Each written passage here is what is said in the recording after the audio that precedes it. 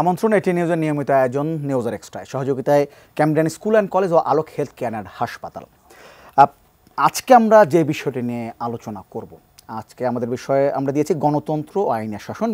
মূলত আমরা আইনের শাসন এবং আইন শৃঙ্খলা এই বিষয়টি নিয়ে বেশি আলোচনা করব। আমাদের সঙ্গে দুজন অতিথি আছেন, একটু পরিচিত হয়ে নিই।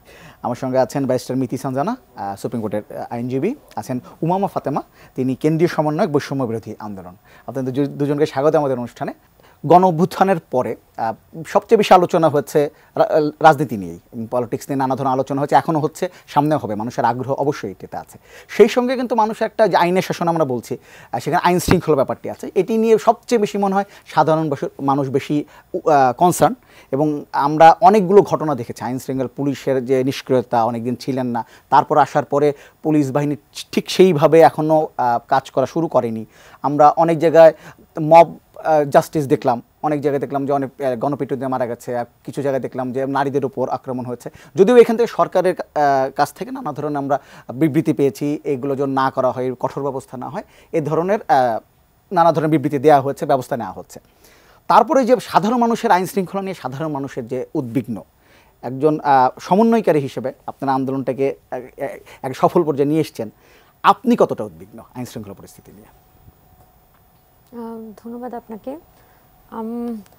গত 5 আগস্ট যখন গণঅভ্যুত্থান হয়, এই সরকার শেখ হাসিনার পতনের পরে আমরা দেখতে পেয়েছি যে বাংলাদেশের যে আইন শৃঙ্খলা পরিস্থিতি, সেটার বর্তমানে ভয়াবহ অবস্থা। এখন তাও কিছুটা একটা সেটেলমেন্টের মধ্যে হয়তো আমরা আসতে পেরেছি, কিন্তু তার আগ পর্যন্ত গত 1 মাসে আপনি যদি স্থানীয় পর্যায়ে যান, তাহলে ল অ্যান্ড অর্ডার বলতে আসলে কিছু ছিল না। এখন এই ঘটনাগুলো কোনোভাবেই তো আমাদের যে বর্তমান সরকার বলি বা আমাদের যারা জনগণ, কেউই আসলে এটার জন্য দায়ী না। এই বিষয়টার জন্য পুরোপুরি দায়ী বিগত যে সরকার ছিল, শেখ হাসিনার সরকার। তারা গত 15 বছরে দেশটার এমন পরিস্থিতি করেছে, সে প্রত্যেকটা ইনস্টিটিউশনকে নষ্ট করে ফেলেছে, যার প্রভাব পড়েছে আমাদের সরকার পতনের পরে। শেখ হাসিনা উনি দেশ ছেড়ে পালিয়ে গেলেন এবং সাথে সাথে দেশের প্রত্যেকটা ইনস্টিটিউশন ভেঙে গেল, দেশের ল অ্যান্ড অর্ডার ডিসফাংশনাল হয়ে গেল। এবং আমাদের যখন অন্তর্বর্তীকালীন সরকার ক্ষমতায় আসলো, তখন তারা কিন্তু একটা হিমশিম খাচ্ছে বর্তমান আইন শৃঙ্খলা পরিস্থিতিকে স্বাভাবিক করতে। এবং এটা কিন্তু আমাদের বৈষম্যবিরোধী ছাত্র আন্দোলনের জন্য এক ধরনের একটা বড় ধরনের চ্যালেঞ্জ হয়ে দাঁড়িয়েছে। কারণ আমরা কিন্তু ছাত্র, আমাদের হাতে কিন্তু ওই ধরনের কোনো নির্বাহী ক্ষমতা নেই। তো যখনই 5 আগস্ট শেখ হাসিনা উনি পদত্যাগ করলেন, তার পরবর্তীতে আমাদের ছাত্রদের কাঁধে এক ধরনের দায়িত্ব পড়ে গেল দেশের ল অ্যান্ড অর্ডার ফিরানোর, যেটা আমরা মনে করি যে একটা দেশের রাষ্ট্রের স্বাস্থ্যের জন্য আসলে কোনো দিক থেকে ভালো না। এবং আমরা যখন ছাত্ররা এই বিষয়গুলো মোকাবেলা করতে গেলাম, তখন দেখা যাচ্ছে যে এখানে বিরোধী অনেক দল আছে, তারা ছাত্রদের সাথে একটা ক্ল্যাশ হচ্ছে। স্থানীয় পর্যায়ে চাঁদাবাজিতে যখন বাধা প্রদান করার চেষ্টা করে ছাত্ররা, তখন তাদেরকে হামলার শিকার হতে হচ্ছে। এটা বৈষম্যবিরোধী ছাত্র আন্দোলনের যেসব স্টুডেন্টরা কোঅর্ডিনেট করেছিল স্থানীয় পর্যায়ে, তাদের সবার ক্ষেত্রেই কিন্তু এই ঘটনাটা ঘটেছে যে স্থানীয় পর্যায়ে তারা দুর্নীতি মোকাবেলা করতে গেছে, তাদের উপর হামলা হয়েছে। এখন তারা দেখা যাচ্ছে বিচার খুঁজেছে আমাদের কাছে, কেন্দ্রীয় সমন্বয়কদের কাছে এসে তারা বিষয়টা সুরাহা করতে যাচ্ছে। কিন্তু কেন্দ্রীয় সমন্বয়কদের হাতেও কিন্তু এই স্থানীয় পর্যায়ে সমস্যাগুলোর কোনো সমাধান নেই, যার ফলাফল হিসেবে আমরা দেখছি স্থানীয় পর্যায়ে নানানভাবে কিন্তু বর্তমানে যত স্থাপনাগুলো আছে, আমাদের ইনস্টিটিউশনগুলোর পুনরায় দখলে যাচ্ছে। এক রাজনৈতিক দল থাকে আরেকটা রাজনৈতিক দলের কাছে দখলে যাচ্ছে। তো সেই জায়গায় আমরা বারবার এক্সপেক্ট করছিলাম অন্তর্বর্তীকালীন সরকারের কাছে যে আপনারা ক্ষমতায় আসছেন আজকে 1 থেকে 1.5 মাস হয়ে গেছে, আপনারা আরও বেশি কঠোর হন এবং এই প্রশাসনের মধ্যে যারাই শেখ হাসিনার রেজিমে দুর্নীতির সাথে জড়িত ছিল, তাদেরকে আপনারা বহিষ্কার করে আইনের আয়তায় এনে আপনারা এই প্রশাসনটাকে ফাংশনাল জায়গায় আনেন। কিন্তু এখনও আমরা দেখছি যে সরকার কিন্তু সে ওই অর্থে স্থানীয় পর্যায়ে প্রশাসনকে ফাংশনাল করতে পারছে না। এবং এখনও পর্যন্ত কিন্তু আইনশৃঙ্খলা পরিস্থিতি আমি মনে করি না কোনো দিক থেকে স্বাভাবিক। এবং এটা আমাদের বৈষম্যবিরোধী ছাত্র আন্দোলনের জন্য একটা চ্যালেঞ্জ। এবং আশা করি যে সরকার এই পুরো বিষয়টাকে মাথায় রেখে তারা আরও বেশি কঠোর অবস্থান নেবে এবং প্রশাসনিক রদবদলটা মাধ্যমে প্রশাসনটাকে সচল করবে। এটা না হলে আসলে সেনাবাহিনীকে মাঠে নামিয়েও আসলে খুব বেশি লাভ নাই, বরং দেশে বর্তমানে যত কিছু আছে নতুন করে দখলেই যেতে থাকবে। আচ্ছা, ঠিক আছে, আমি ব্যারিস্টার মিতি সানজানা আপনার একটু অভিজ্ঞতা শুনে তারপরে এই যে আইন শৃঙ্খলা আপনি কিভাবে দেখছেন, যে কতটা উদ্বিগ্ন আসলে আপনি? জি, কিছুটা উদ্বিগ্ন অবশ্যই আছি, কিন্তু আমরা যদি পুরো নেচারটা দেখি, গণ অভ্যুত্থান পৃথিবীর যে কোনো দেশে যখন এই ধরনের একটি রেভলিউশন হয়, সেই পোস্ট রেভলিউশন যে একটা আফটারমাথ যে ইফেক্টগুলো থাকে, সেই এই ধরনের ইফেক্টগুলো থাকবে। মানুষের ভেতরে দীর্ঘদিনের পুঞ্জীভূত ক্ষোভ সেগুলো বেরিয়ে আসছে, এবং এখানে আসলে অনেক ধরনের মানুষ, আসলে অনেক ধরনের প্লেয়ার্স আমি বলবো, who are playing in the field.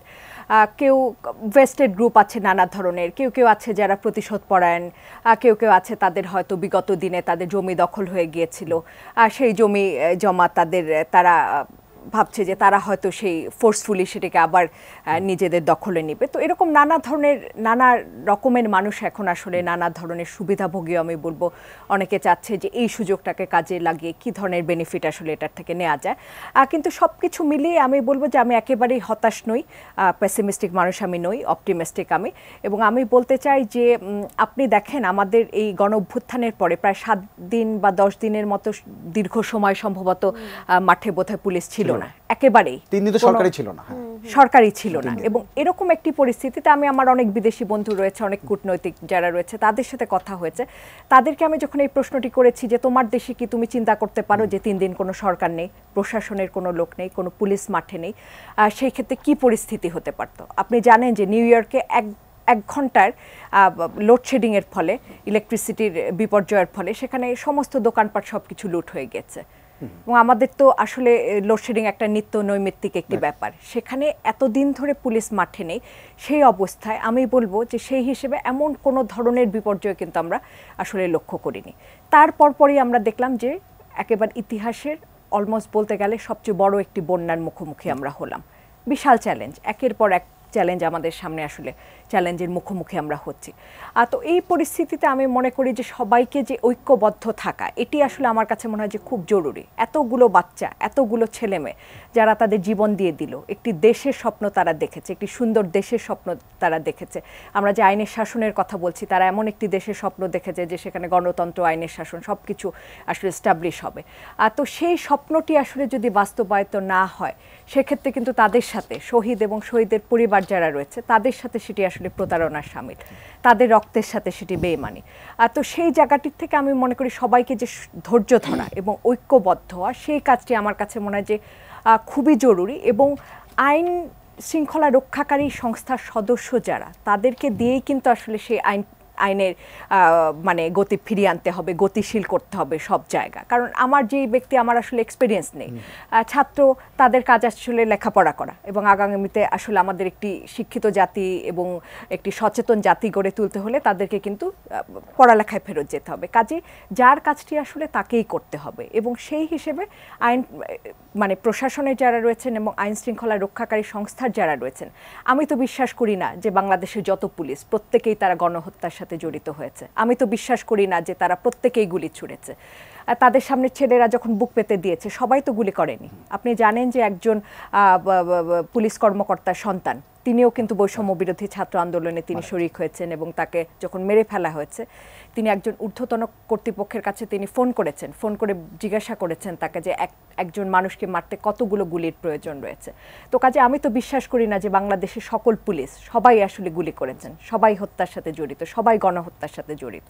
এবং যারা জড়িত রয়েছে তাদেরকে আইডেন্টিফাই করা খুব সহজ, এমন কোনো কঠিন ব্যাপার না। হয়তো অনেকের মধ্যে হয়তো 1000 জন সেটার সাথে জড়িত, প্রত্যক্ষভাবে জড়িত আরও কম হয়তো বা। তো যারা জড়িত তাদেরকে আইডেন্টিফাই করে আইনের আওতায় এনে বাকি যারা রয়েছেন তাদেরকে আসলে আমার কাছে মনে হয় সেই অ্যাসুরেন্সটা কিন্তু দেওয়া প্রয়োজন, জনগণের কাছ থেকেই দেওয়া প্রয়োজন। আমাদের যে একটা যে ধারণা তৈরি হয়েছে, সেটি অমূলক ধারণা নয়। এই যে পুলিশের প্রতি যেই আসলে ক্ষোভ মানুষের, সেটি তো আসলে একদিন দুদিনের না, দীর্ঘদিনের। এবং এর আগে আমরা দেখেছি পুলিশের বড় বড় কর্মকর্তারা, তারা যেই ধরনের অপরাধমূলক কাজের সাথে জড়িত হয়েছেন, এই যে আইনের শাসন যেটি নিয়ে আমরা আলোচনা করছি, সেটি তো আসলে কোথায় আইনের শাসন, সেটির তো কোনো আমরা খুঁজে পাচ্ছি না। তো কাজেই সেই জায়গাটিতে তাদেরকেও আশ্বস্ত করতে হবেন যে যারা আসলে কোনো অন্যায় অপরাধের সাথে জড়িত না, তারা তো আসলে পালিয়ে যেতে পারবেন না সবাই। আপনি একটি রাজনৈতিক দলের সমর্থক হতে পারেন, তার মানে তো আপনি সেই গণহত্যার সাথে জড়িত নন, আপনি দুর্নীতি করেননি, আপনি টাকা পাচার করেননি, তাহলে আপনাকে কেন বিচারের মুখোমুখি করা হবে বা জনতার আদালতের মুখোমুখি কেন একজন নিরপরাধ মানুষকে হতে হবে?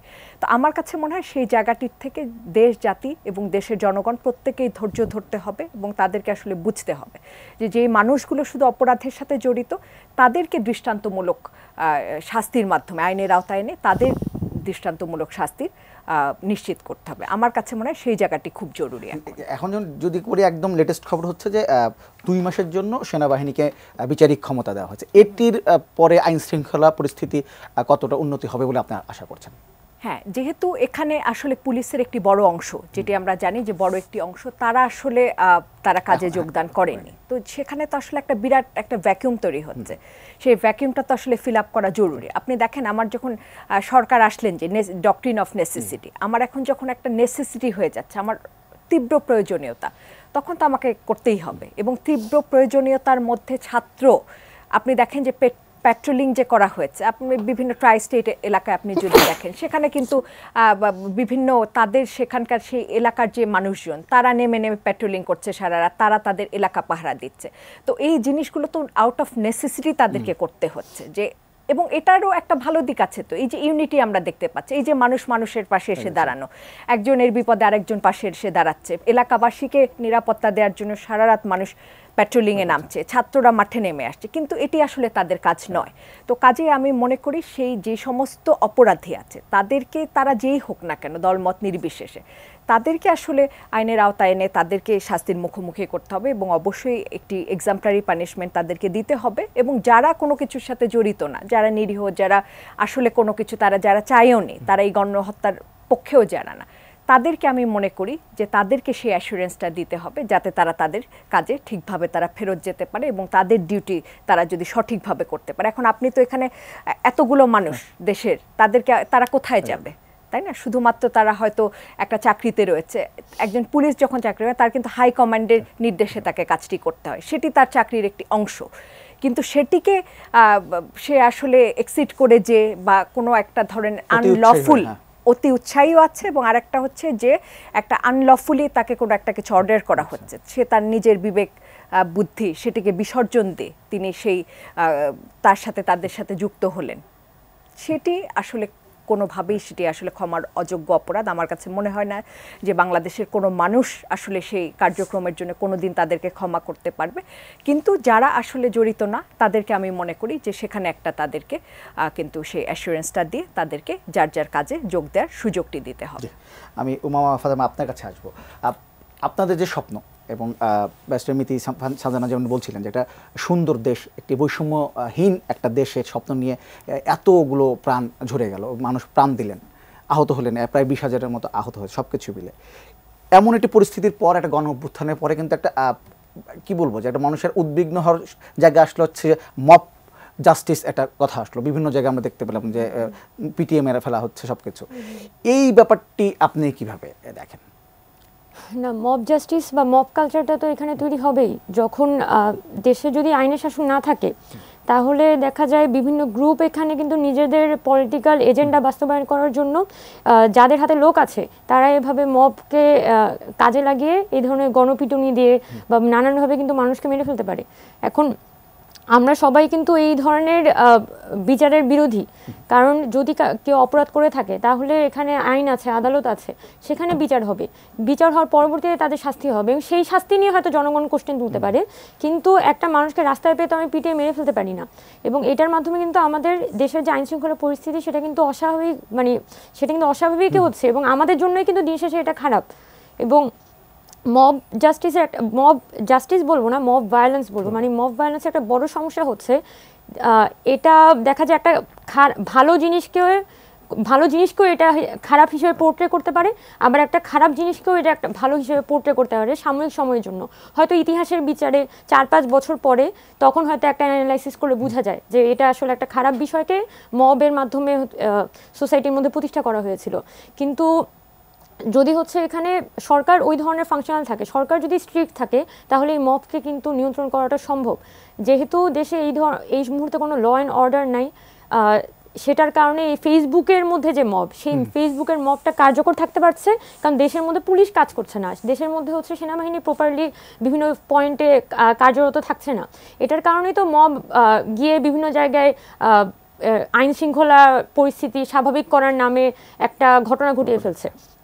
তো এই জায়গায় যদি আইন শৃঙ্খলা পরিস্থিতি স্বাভাবিক হয়, হয়তো একটু সময় লাগবে, কয়েক মাস সময় লাগতে পারে, তবে পরিস্থিতিটা একটু স্বাভাবিক হলে তখন কিন্তু এই ধরনের মবগুলোকে নিয়ন্ত্রণ করাটা সরকারের পক্ষে সম্ভব হবে। তবে এখানে একটা কথা আমার বিশেষভাবে বলতে হবে, বর্তমানে আমি শুরুতেই বলেছি, যখন 5 আগস্ট আপনার শেখ হাসিনা পতন হলো এবং উনি দেশ ছেড়ে পালিয়ে গেলেন, তার পরবর্তী সময়ে দেশে কোনো সরকার নেই এবং বৈষম্যবিরোধী ছাত্র আন্দোলনের ডাকে মানুষ মাঠে নেমেছে, তারা তাদের এরিয়াগুলো প্রোটেক্ট করেছে, মসজিদ মন্দির সব জায়গায় কিন্তু প্রোটেকশনের ব্যবস্থা করা হয়েছে এবং মানুষ সেটা তার নাগরিকের দায়িত্ব থেকেই করেছে। কিন্তু মানুষ কতদিন মাঠে থাকবে, এটা তো একটা বড় বিষয়। আর বৈষম্যবিরোধী ছাত্র আন্দোলন, আমরা কিন্তু দিন শেষে ছাত্র, তো আমাদের কিন্তু একটা রেস্টের দরকার। এই আস্তে আস্তে দেখা যাচ্ছে আপনার স্টুডেন্টরা পরীক্ষা শুরু হচ্ছে, তাদের ক্লাস শুরু হচ্ছে, তারা কিন্তু ক্লাসে ফিরে যাবে। এখন যদি আমরা এই মুহূর্তে বিষয়টা সুরাহা করতে না পারি, আজকে 1.5 মাস হয়ে গেছে, হয়তো আর 1 মাস সময় নেওয়া যাবে, হয়তো আর 1.5 মাস সময় নেওয়া যাবে, কিন্তু আমি তো মাসের পর মাস ল অ্যান্ড অর্ডারের জন্য দিতে পারি না। তাহলে তো এখানে যে স্টুডেন্টরা আজকে মাঠে আছে, এইটা প্রতিবাদ জানানোর সময়টা পাচ্ছে, কারণ তার ক্লাস নেই, তার পরীক্ষা নেই। 2 দিন পর যখন তাকে পরীক্ষায় ব্যস্ত হয়ে যাইতে হবে, তখন তো সে মিছিলে আসতে পারবে না, তখন তো সে একটা মন্দির পাহারা দিতে পারবে না। তো এটার জন্য সরকারকে দ্রুত ফাংশনাল হতে হবে। সরকারের এটা আমরা বৈষম্যবিরোধী ছাত্র আন্দোলন থেকেও, আমরা সাধারণ ছাত্র নাগরিক হিসেবে কিন্তু আমরা বারবার বলে আসতেছি যে আপনারা দ্রুত প্রশাসনিক রদবদল ঘটান। যারা আগে দুর্নীতিবাদ ছিল, যারা হাজার হাজার কোটি টাকার দুর্নীতি করেছে, আপনারা তাদেরকে সরান, তাদেরকে সরিয়ে তাদেরকে বিচারের আওতায় আনেন। এবং যারা এখানে সৎ কর্মকর্তা ছিল, যাদেরকে নানানভাবে ছাঁটাই হতে হয়েছে গত 15 বছরে, যাদের প্রতি ইনজাস্টিস হয়েছে, আপনারা তাদেরকে সামনে আনেন, সৎ লোকদের সামনে আনেন। তাহলেই দেখবেন এখানে যখন প্রশাসন ফাংশনাল হবে, তখন আপনি কিন্তু সরকার এখানে প্রশাসনিক অসহযোগিতার কোনো ব্যাপার দেখছেন কি? প্রশাসনিক অসহযোগিতা বিভিন্ন মাধ্যমেই হয়েছে। আপনার আইন শৃঙ্খলা বাহিনী কর্তৃক এখানে অসহযোগিতা আছে, যেটা উনি বলছেন। আবার এখানে আমাদের যে অ্যাডমিনিস্ট্রেশনের ভিতরেও কিন্তু প্রচুর অসহযোগিতা। আপনি যদি এলাকা পর্যায়ে যান, তাহলে দেখবেন ইউএনও প্রপারলি কাজ করছেন না। তারপর আপনি স্থানীয় পুলিশের কাছে গেলে পুলিশ ঠিকমতো কাজ করছে না। পুলিশের কাছে যদি একজন ছাত্র গিয়ে বলে যে আপনি অমুকের নামে মামলা দিয়ে দেন, সে সাথে সাথে মামলাটা দিয়ে দিবে। কেন? তোমার তো একজনের ভেরিফাই না করে তুমি মামলা দিতে পারো না। তো এই যে একটা পরিস্থিতি দেশে চলছে, এখানে কিভাবে করে জাস্টিস প্রতিষ্ঠা হবে, এই পরিস্থিতিতে তো আমার একটা দ্রুততম সময়ে 3-4 মাসের মধ্যে কিন্তু পরিস্থিতি আবার আনস্টেবল হয়ে পড়বে। তো এইগুলাকে নিয়ন্ত্রণ করতে হবে এবং এই নিয়ন্ত্রণ করার দায়িত্বটা কিন্তু আসলে সরকারের। এবং যদি সরকার এখানে আরো বেশি স্ট্রিক্ট হয়, সরকারের আইন শৃঙ্খলা পরিস্থিতি স্বাভাবিক করার দিকে আরো বেশি মনোযোগ দেয়, প্রশাসনিক রদবদল ঘটানোর দিকে আরো বেশি মনোযোগ দেয়। এবং প্রশাসনিক রদবদল মানে এটা না যে আমি একজন দুর্নীতিগ্রস্তের জায়গায় আরেকজন দুর্নীতিগ্রস্তকে নিয়ে আসলাম, যেটা হচ্ছে বর্তমানে। বরং এখানে প্রশাসনিক রদবদল মানে হচ্ছে যে মানুষগুলো অ্যাকচুয়ালি সৎ ছিল, যে 15 বছরে আপনার চুরি দুর্নীতির সাথে যুক্ত ছিল না, ওই মানুষগুলোকে আপনারা সামনে আনেন। তাহলেই দেখবেন যে এখানে আপনারা একটা বেনিফিট পাচ্ছেন, আমরা সবাই বেনিফিট পাবো। এবং তখন এই যে দাবি দেওয়ার পাহাড়, মানুষ যে প্রধান উপদেষ্টার প্রতি, সমন্বয়কদের প্রতি যে মানুষের দাবি দেওয়ার পাহাড়, সেই পাহাড়টাও কিন্তু আস্তে আস্তে দেখা যায় কমে আসবে। এবং মানুষের যে জমি জমার সমস্যা, তার যে স্থানীয় মানে কলহ, মানে কি বলবো, একদম পারিবারিক কলহ মনে সমন্বয়করা সমাধান করে এখন, এমন অবস্থা এগুলো নিয়ে আপনাদের কাছে আসছে না, আসছে মানে মজা করে বললাম। মানে পারিবারিক কলহর সমস্যা তখন কিন্তু পারিবারিক কলহ হচ্ছে, মানে আমি নিজে জানি লয়ের কাছে আসার কথা, আমাদের কাছে না এসে বলছে যে আমরা স্টুডেন্টের কাছে যাব, বিচার দিব। তো স্থানীয় প্রশাসন যদি এখানে ফাংশনাল না হয়, তখনই তো সমন্বয়করা এখানে ইন্টারফেয়ার করে, তখনই তো সমন্বয়কের কাছে মানুষ আসে। বরং আমি এখানে বলতে চাই যে সরকার যদি এখানে প্রশাসনিক রদবদল ঘটিয়ে প্রশাসনকে সচল করার দিকে মনোযোগ দেয়, তাহলে মানুষ কিন্তু তাদের যত সমস্যা সেটা স্থানীয় পর্যায়ে, গ্রাম পর্যায়ে তারা সমাধান করে আনতে পারবে। বরং তখনই কিন্তু ল অ্যান্ড অর্ডার এখানে প্রতিষ্ঠা হবে, তখনই কিন্তু জবাবদিহিতার শাসন এখানে প্রতিষ্ঠা হবে এবং জনগণও কিন্তু পার্টিসিপেট করতে পারবে। এখন তো জনগণ পার্টিসিপেট করতে পারছে না। ব্যারিস্টার মিতি সঞ্জনা, আপনার কাছে আসবো। এই যে আমরা বৈষম্য বিরোধী একটি দেশের কথা বা বৈষম্যহীন একটা বাংলাদেশের স্বপ্নের কথা এখন বলছি, সেখানে তো আইনের শাসনটাই মনে ভিত্তিমূল, আপনার কাছে মনে হয়? দেখুন, একটি রাষ্ট্র বা একটি আদর্শ সমাজে সবচেয়ে ইম্পর্টেন্ট যে পিলার, সেটি হচ্ছে আইনের শাসন। আগে আমরা জানতাম যে যখন একটি সমুদ্র পথে নাবিকরা যাত্রা করে দিক নির্ণয় করে ধ্রুবতারাকে দেখে, সেটি তাদেরকে দিক নির্দেশনা দেয়। তো আমরা যদি একটি রাষ্ট্রকে জাহাজের সাথে তুলনা করি এবং রাষ্ট্রে অধিষ্ঠিত যে সরকার তাকে যদি আমরা নাবিকের সাথে আমরা কম্পেয়ার করি, তাহলে সেই যে দিক নির্দেশনা দানকারী যে ধ্রুবতারা, সেটিকে আমরা বলবো আইনের শাসন। তার মানে আইনের শাসনের সেই আইনের শাসনই কিন্তু মানুষকে আসলে সঠিক একটি রাষ্ট্রকে সঠিক পথে পরিচালিত করে। আইনের শাসনটা আসলে কি, যে যেখানে আমি যদি একেবারে সংবিধানের 31 আর্টিকেল 31-এ যাই, সেখানে বলা হচ্ছে যে প্রত্যেকটি নাগরিক বাংলাদেশের তারা আইনের মানে আশ্রয় লাভকারী এবং শুধুমাত্র আইন এবং আইন দ্বারাই আসলে তারা ব্যবহার লাভের যোগ্য হবে, এবং এমন কিছু করা যাবে না যার ফলে দেশের একজন নাগরিক অথবা তিনি যদি নাগরিক না হয়ে বাংলাদেশে অবস্থানরত অপরাপর ব্যক্তিও হন, সেই ব্যক্তির বিরুদ্ধে এমন কোনো ব্যবস্থা নেওয়া যাবে না যাতে করে তার জীবন, স্বাধীনতা, দেহ, তার সম্পত্তি, তার সুনাম ইত্যাদি জিনিস ক্ষতিগ্রস্ত হয়। এবং সংবিধানে বলাই হচ্ছে যে এটি একজন নাগরিকের একটি মৌলিক অধিকার, যে মৌলিক অধিকারটি আসলে রাষ্ট্র দিতে তাকে বাধ্য। এটি আসলে একজন ন্যায় বিচার পাওয়া, আইনে যে তার আশ্রয় লাভের যে অধিকার, আইনের চোখে সবাই সমান, এই বিষয়গুলো এটি কিন্তু আসলে কখনো রাষ্ট্র বা জাতি ভেদে এটি কিন্তু কখনো অভিন্ন হয় না। পৃথিবীর সকল রাষ্ট্র, সকল জাতি, সকলের জন্য আইনের শাসন যে সেটি আসলে একটি মানে ওই ধ্রুবতারার মতো একটি কনস্ট্যান্ট একটি ব্যাপার। তো এখানে আপনার সরকারের পরিবর্তন হবে, রাজনৈতিক পট পরিবর্তন হবে, কিন্তু সেই সাথে সাথে আইনের শাসনের যে বিষয়টি সেটি সারা পৃথিবীর রাষ্ট্র, ধর্ম, জাতি ভেদে সেটি একই থেকে যাবে। এটি কিন্তু আজকের কথা না। আমি যদি সেই মানে ব্রিটিশ কলোনির দিকে তাকাই, সে 1215 সালে ম্যাগনা কার্টা যে চুক্তিটি হয়েছে, প্রথম সেটি হচ্ছে রিটেন একটি দলিল যার মাধ্যমে বলা হলো যে kings and its government they are not above the law. তো তার মানে এর মাধ্যমে কিন্তু আমি বোঝাচ্ছি যে এই যে আইনটি এটি সকলের জন্য সমান। তার মানে রাষ্ট্র ক্ষমতায় যে সরকার অধিষ্ঠিত রয়েছেন তাকে কিন্তু সর্বদা সেই দেশের যে আইন রয়েছে সেই আইনকে মেনে চলতে হবে, এবং নাগরিকের যে আদালত, সেই আদালতে, রাষ্ট্র দ্বারা প্রতিষ্ঠিত আদালতেই কিন্তু সেই সরকারকে মুখোমুখি হতে হবে। তার যে বিভিন্ন ধরনের কার্যক্রম রয়েছে সেই কার্যক্রমের পর্যালোচনা সেটি হবে সেই আদালতের মাধ্যমে। তার মানে এই যে আমার যে সুবিচার পাওয়া, ন্যায় বিচার পাওয়া, একজন নাগরিকের যে অধিকার, সেটি কিন্তু কোনো দয়া না, রাষ্ট্র তাকে দয়া দেখাচ্ছে না, এটি তার অধিকার এবং সেটি দিতে রাষ্ট্র বাধ্য। তো এখানে আমরা আসলে দেখতে পাই যে বিচার ব্যবস্থা, সেই ক্ষেত্রে আপনি দেখেন যে বিচার ব্যবস্থাকে কিন্তু স্বাধীন হতে হবে, নির্বাহীর থেকে তাকে আলাদা হতে হবে। আমি এমন একটি বিচার ব্যবস্থা হলো যে আমার সংবিধানের 111 যে আর্টিকেল রয়েছে সেখানে বলা হচ্ছে কি যে আমার যে সুপ্রিম কোর্টের যে আপনার যে মানে জাজমেন্টগুলো সেগুলো তো আইনের মতো, অধস্তন আদালতের জন্য সেটি আসলে আইন।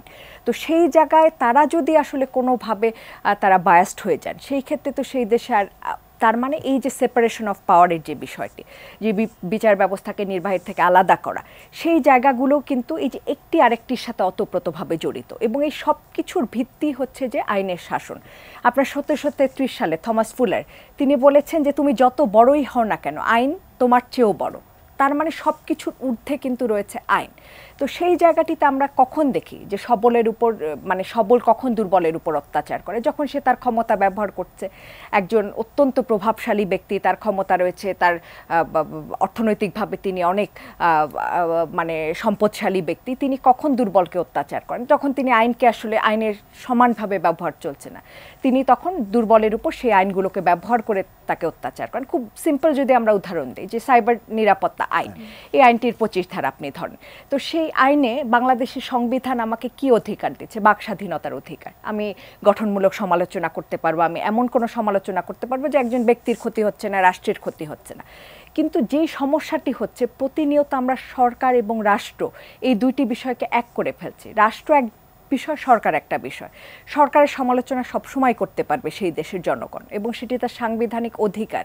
বাক স্বাধীনতা, গণমাধ্যমের স্বাধীনতা, এই অধিকারগুলো তার সাংবিধানিক অধিকার। তো কাজেই সেই জায়গাটিতে তার কিন্তু সেই অধিকারগুলোর চর্চা সে করবে, কিন্তু যখন আইনের শাসন দেশে থাকে না তখন সেই অধিকারগুলো কিন্তু প্রতিনিয়ত খর্ব হয়, তখন ন্যায় বিচার খর্ব হয়, তখন সবল দুর্বলকে অত্যাচার করে, তখন দেখানো হয় যে আমি আসলে জনগণের প্রোটেকশনের জন্য একটি আইন তৈরি করছি, কিন্তু সেগুলো আসলে কালা কানুন, ড্রাকোনিয়ান ল আমরা যেগুলোকে বলি, সেই আইনগুলোর মাধ্যমেই আমরা আসলে আবার সেই জনগণকে নিপীড়ন করছি, সাধারণ মানুষকে নিপীড়ন করছি, গণমাধ্যমকে নিপীড়ন করছি। একজন কার্টুনিস্ট তিনি কার্টুন আঁকতে পারেন না, একজন শিল্পী তিনি ছবি আঁকতে পারেন না, একজন গায়ক তিনি গান গাইতে পারেন না। তো এই ধরনের তো আসলে আমি বলবো যে আইনের শাসনের অভাবেই কিন্তু দিনের পর দিন এই ঘটনাগুলো ঘটে, এবং এই ধরনের আসলে মানে অবস্থা কোনো অবস্থাতেই কাম্য না। এবং এই জায়গাটিতে আমি মনে করি যে আইনের শাসন যখন প্রতিষ্ঠিত হবে তখন কিন্তু সমস্ত কিছুই আসলে একে একে সব কিছুই ইন অর্ডার চলে আসে। তখন আপনি আইন শৃঙ্খলা বলেন আর বিচার ব্যবস্থা বলেন, সব কিছুই তখন ধীরে ধীরে ইন অর্ডার। উমামা ফাতেমা, আপনার কাছে বিরতির আগে প্রশ্ন ছিল যে যেহেতু পুলিশিংয়ে একটা সংস্কার হবে, পুলিশ বাহিনীতে একটা সংস্কার হবে, প্রশাসনের সংস্কার হবে, আপনি আসলে কেমন পুলিশ বাহিনী দেখতে চান কিংবা প্রশাসন দেখতে চান? আচ্ছা, কেমন পুলিশ দেখতে চাই তার আগে আপা যে সাইবার সিকিউরিটি অ্যাক্ট ছিল সেটা সূত্র ধরেই কেমন পুলিশ চাই এটার আলাপটা করি। এই ধরনের সাইবার সিকিউরিটি অ্যাক্ট বলি বা ডিজিটাল সিকিউরিটি অ্যাক্ট বা 57 ধারা, এই প্রত্যেকটা ধারার মতো নিবর্তনমূলক আইন কিন্তু বিভিন্ন দেশেই থাকে, ওয়েস্টেও আছে, আমাদের এখানেও আছে।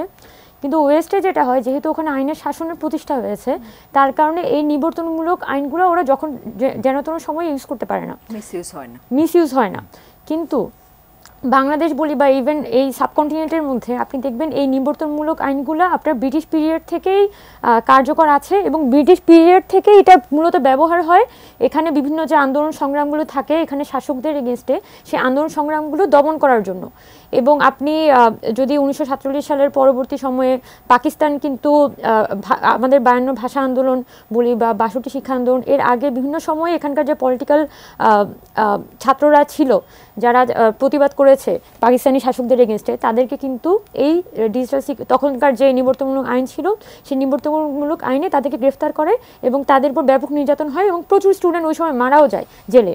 এবং সেটারই সূত্র ধরে কিন্তু এই বর্তমানে এই সাইবার সিকিউরিটি অ্যাক্ট এসেছে। এই সবগুলো ঘটনা হয় যে যখন দেশের মধ্যে একটা মিনিমাম জাস্টিস সিস্টেম থাকে না, তখন দেখা যায় একটা মানুষকে চাইলেই কিন্তু গুম করে ফেলা যায় কোনো প্রকার কথাবার্তা ছাড়া, কিন্তু গুমের জন্য তো কোনো আইন নেই আমার দেশে। আবার আপনি দেখা যাচ্ছে যে এখানে নানানভাবেই একটা ভয়ের সংস্কৃতি সাধারণ মানুষের মধ্যে তৈরি করে রাখার কারণে যখনই একটা এই ধরনের আইন হয়, সিএস এর মতো একটা আইন হয়, তখন কিন্তু মানুষ কথা বলা একটা সেলফ সেন্সরশিপের মধ্যে কিন্তু মানুষ চলে যায়। এই কালচারটা আসলে আমাদের বাংলাদেশের মতো দেশগুলোতে আছে, এবং এই কালচারটা সম্ভব হয়েছে যে এই পুলিশ বিশেষ করে বলতে হয় যে পুলিশ সরকারের একটা পেটোয়া বাহিনী হিসেবে কাজ করেছে। এখন গত 15 বছরে পুলিশ, এর আগে ধরেন খালেদা জিয়ার আমলে র্যাব ছিল, ওনারা র্যাব তৈরি করেছিলেন এবং শেখ হাসিনা র্যাবের একদম পুরোপুরি কি বলবো যতটুকু সুবিধা র্যাব দ্বারা তার নেওয়া সম্ভব পুরোপুরি উনি নিয়েছেন, এবং পাশাপাশি তিনি পুলিশকে ভয়াবহ রকমের আমিকরণ করেছেন। এমনকি পুলিশের যে লোগো, সেই লোগোতে পর্যন্ত নৌকার সাইন ছিল, এরকম পরিস্থিতি।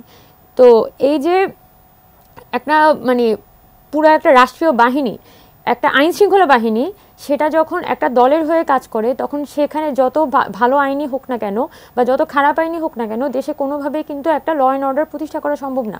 এবং আমাদের যে বর্তমানে পুলিশ বাহিনী আছে তারা কেমন ফাংশন করবে সেটা আসলে নির্ভর করে যে আমাদের দেশে কতটুকু আসলে এখানে জবাবদিহিতা এবং জবাবদিহিতার সংস্কৃতিটা তৈরি হয় সেটার উপর। কারণ আমি মনে করি না যে একটা বাহিনীতে শুধুমাত্র পদবি চেঞ্জ করলেই বা একটা পদবি চেঞ্জ করলেই আসলে বাহিনী ঠিক হয়ে যায় না। বাহিনী এখানে ঠিক থাকে যখন তার একটা জবাবদিহিতা থাকে, যখন জনগণ হচ্ছে তাকে একটা চাপের মধ্যে রাখতে পারে, সরকার যখন তাকে চাপের উপর রাখে। তো এখন সার্বিকভাবে যখন একটা বাহিনী চাপের উপর থাকে, তাকে জবাবদিহিতার মধ্যে থাকতে হয়, তখন কিন্তু সে ভালো ফাংশন করে। এবং পুলিশের ক্ষেত্রে আমি পুলিশের ক্ষেত্রে আলাদা করে কিছু এক্সপেক্ট করি না।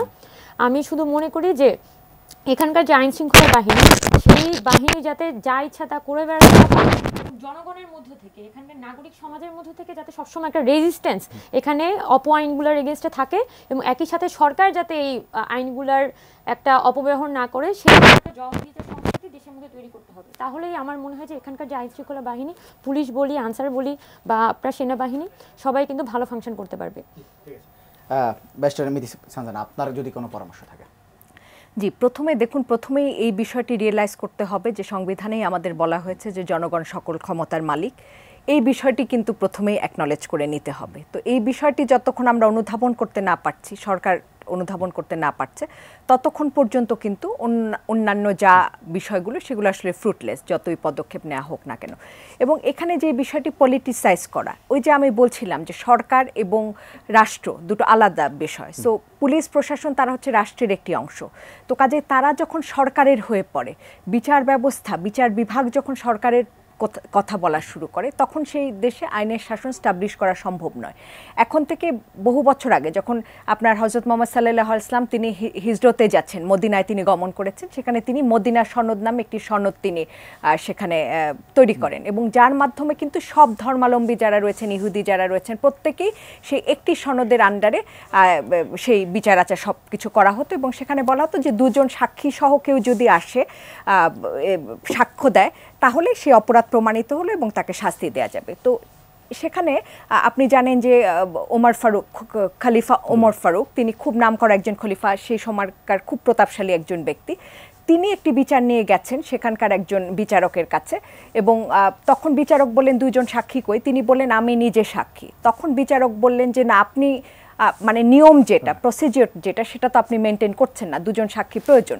এবং তিনি সেই মামলাটি খারিজ করে দিলেন, এবং সেই বিচারক হচ্ছে সেই খলিফার দ্বারা অ্যাপয়েন্টেড একজন বিচারক, যিনি কিনা তার মামলাটি খারিজ করে দিলেন। এই যে হাজার হাজার বছর আগে যে দৃষ্টান্ত স্থাপন হলো, সেই দৃষ্টান্ত আজকে বিচার বিভাগের কি অবস্থা আপনি চিন্তা করেন। যেই ব্যক্তিকে তিনি অ্যাপয়েন্ট করছে তিনি তার মামলা খারিজ করছেন। আজকের দিনে এসে, বাংলাদেশের এই 53 বছরে এসে আমরা কি সেই দৃষ্টান্ত কখনো স্থাপন করতে পেরেছি? নাকি মানে সম্ভব হয়েছে সেটি ভাবা যায় না। প্রতিটি জায়গায় পলিটিসাইজ করা। সো এই রাজনীতিকরণ থেকে আসলে বেরিয়ে আসতে হবে, যাকে যার যার দায়িত্বটুকু পালন করতে হবে, যাতে করে আসলে যারা শহীদ হয়েছে তাদের যে স্বপ্ন, যে সুন্দর দেশটি দেখার স্বপ্ন তারা দেখেছেন, তারা যাতে প্রতারিত না হয়, তাদের পরিবার পরিজন, যারা ভিকটিমের পরিবার পরিজন, তারা যাতে কোনো অবস্থাতেই প্রতারিত না হয়, সেই জায়গাটি আমি মনে করি। আমাদের সঙ্গে যুক্ত হওয়ার জন্য আপনাদের দুজনকে ধন্যবাদ। দর্শক, নিউজ আর এক্সট্রা আজকের পর্ব আমরা এখানে শেষ করবো। আগামী পর্বে আবার দেখা হবে। ততক্ষণ পর্যন্ত ভালো থাকবেন, সুস্থ থাকবেন, অবশ্যই এটি নিউজের সঙ্গে থাকবেন।